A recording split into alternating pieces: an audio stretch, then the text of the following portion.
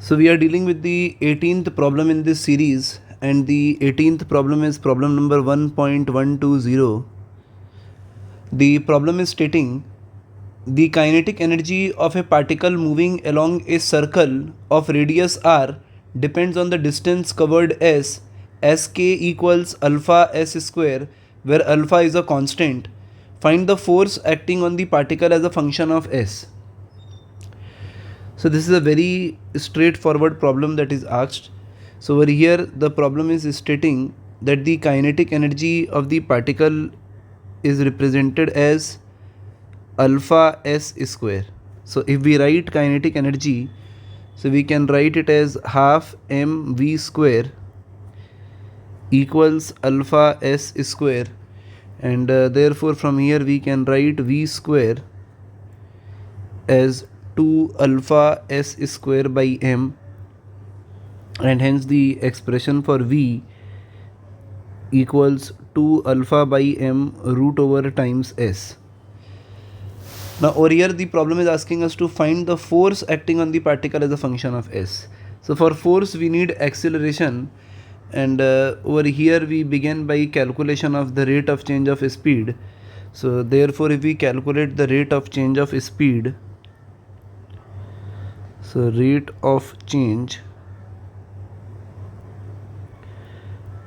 of this speed, so we say at can be written as dv by dt, and over here we obtain 2 alpha by m, which is constant, ds by dt. So ds by dt over here can be written in terms of v, so we get 2 alpha by m and ds by dt is v. So over here we can say that at equals 2 alpha by m times s. That is, if we put v again over here, 2 alpha by m, so this term will become 2 alpha by m into s. So this is at.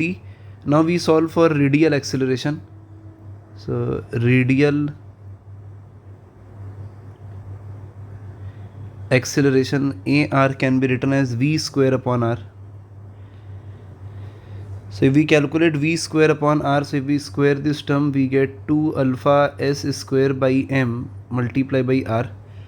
So this is the expression for the radial acceleration, and since the tangential and radial acceleration are perpendicular to each other, so the net magnitude of acceleration is at square plus ar square square root.